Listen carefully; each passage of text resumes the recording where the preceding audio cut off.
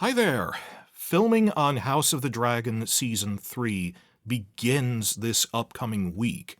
So on the verge of launching into that and going over Spy Report season, I want to share in this video a short bullet points version of what I currently think the episode-by-episode structure of Season 3 is, on the cusp of filming based on the comments they've made in the lead-up to it. Well, to dive right into my conclusion, because this is the bullet points version, Episode 1, Battle of the Gullet.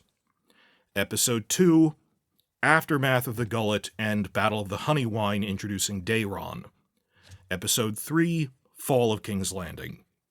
Episode 4, Aftermath of that, Rhaenyra consolidating her hold on the city, plus Criston and Gwaine arriving with their land army at Harrenhal to find it empty.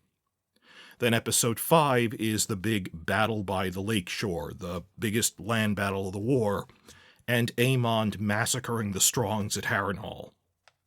Episode 6 would then briefly show the Butcher's Ball, the death of Criston, and a lot of the rest of it would be exposition and politicking on what I briefly put here as deepening difficulties for Rhaenyra, all the logistical problems they have. Episode 7 I then put down as Aegon in exile, and Episode 8, the Battle of Tumbleton.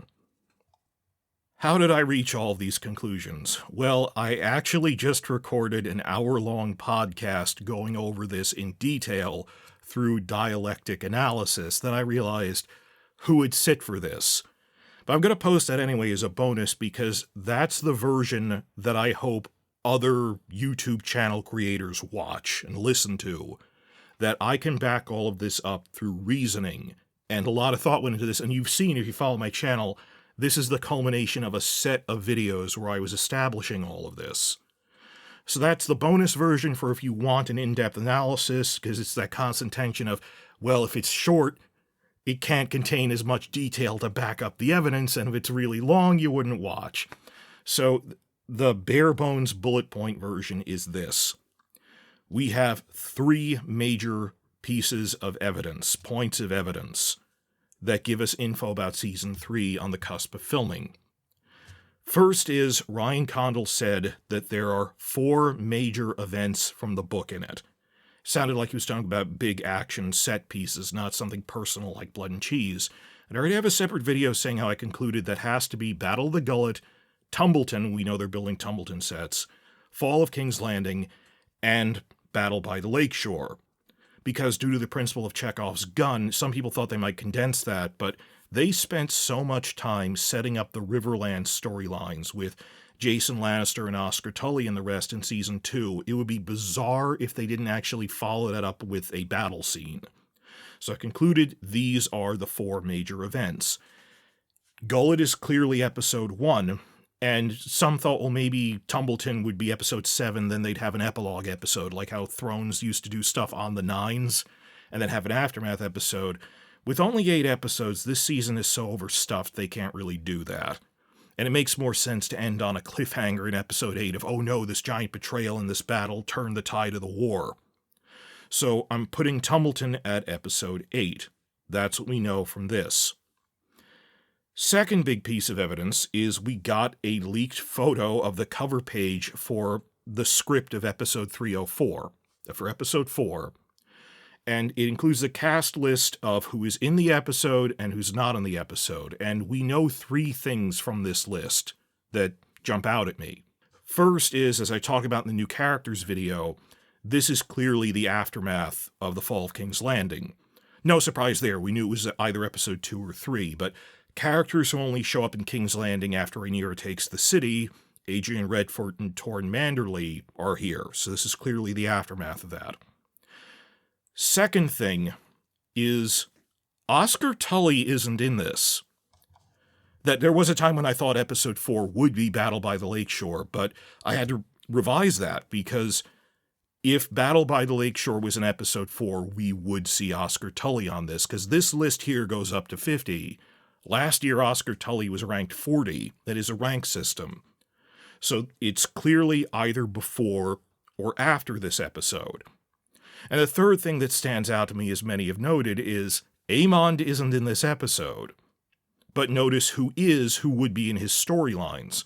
Don't you think it weird that Alice Rivers is in this, even though Aemond isn't? And so is Kristen and Gwaine. That at a certain point in the story, Alice would be in every scene that Aemond is in. So that clearly hasn't happened yet. So running it over in my mind, the scenario, as I said, I think what they're going to do is have just a brief 30-second teaser cliffhanger at the end of episode 4, where Kristen and Gwaine come into Harrenhal with the land army, and Aemond isn't there because he hasn't landed on his dragon yet. But they come in with their army to find it empty, and Alice Rivers walks out and says they all left, for all of 30 seconds to set up that the next episode will be the battle by the lakeshore. Why didn't I push this earlier? Well, simple process of elimination. That Fall of King's Landing is either episodes 2 or 3, and you could do it out of order, but I don't think they would for 2 reasons. In-universe and out-of-universe. First off, in the narrative, Honeywine happens before Fall of King's Landing. In-universe, it's a motivation. They said, Battle of the Gullet and the Honeywine happened within 2 weeks of each other. And it's such a double blow that it makes Rhaenyra's faction desperate enough to risk it all on this big gamble strike against the capital. So story-wise, it should come before it. And second, I think they would want an episode for people to process everyone who died in the Battle of the Gullet. So it makes more sense for episode 2 to be no action. Honeywine is in it. It's not one of the 4 big action sequences, but it's in there. Introducing Daeron, processing what happened, deciding, explaining around the war map, we have to strike King's Landing now while we still have the advantage in dragons. So that's episode 3. Episode 4 is recovering from that and setting up the people, there isn't a battle literally every episode. They might have something in there, but ending with, next episode is this giant land battle. You'd see it in the previews, no one would get bored. Then episode 5 is the actual battle by the lakeshore. So based on just process of elimination and trying to fit the puzzle pieces together where they actually, fit together, I think we have a pretty good feel on the first 5 out of 8 episodes, as well as episode 8, because episode 8 needs to be Tumbleton. The only real question I have is episode 6 and 7, and even then, I do think we know what's going to happen in the time frame between episodes 5 and 8. It's just a question of, does it happen in one or the other, 6 or 7? That's the third point of evidence we had that Condell said there's this one episode that's really character-focused and structurally different. Some thought that might be Daeron in episode 2. I don't think so, because even if it was structured, that isn't that structurally different. It's just following a different character.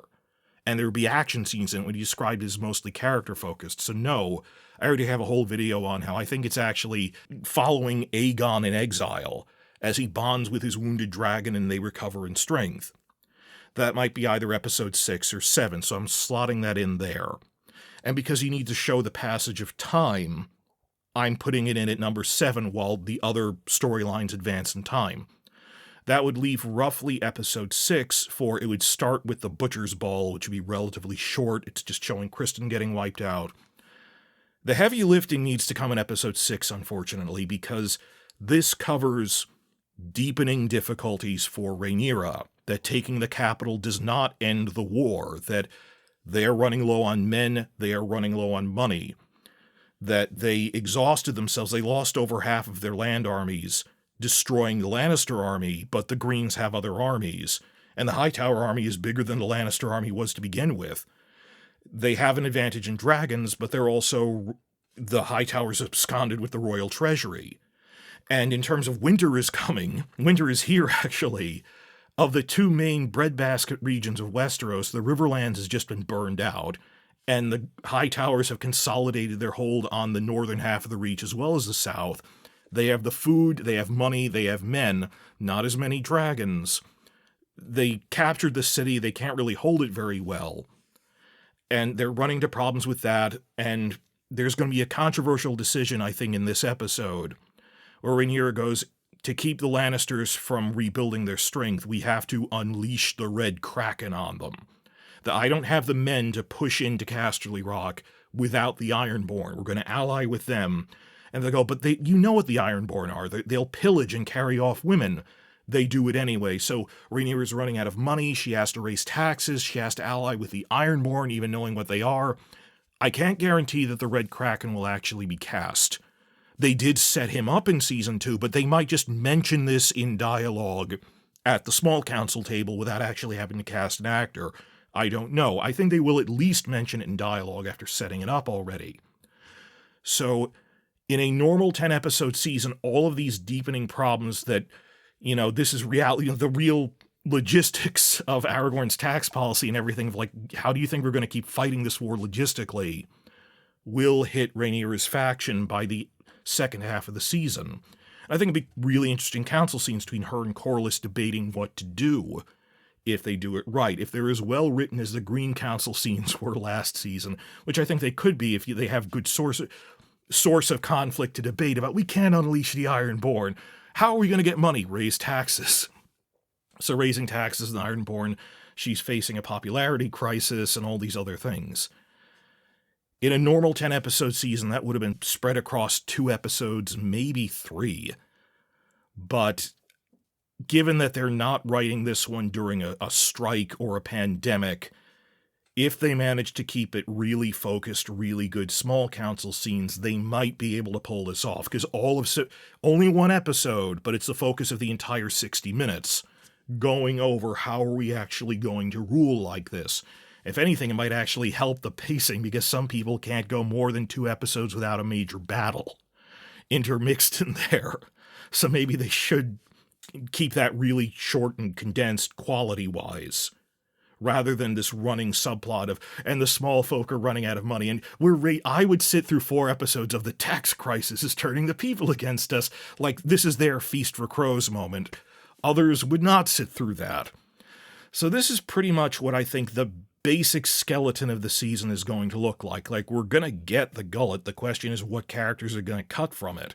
We're going to get the Lakeshore. It's just, I don't know if Black Alley Blackwood will be a fully realized major character or just name-dropped at some point. All depends. Now, like I said, this is the short version to get it out really quickly right before filming starts. If you want to see the hour-long version where I go over this in more detail, please watch the bonus podcast I already recorded after this.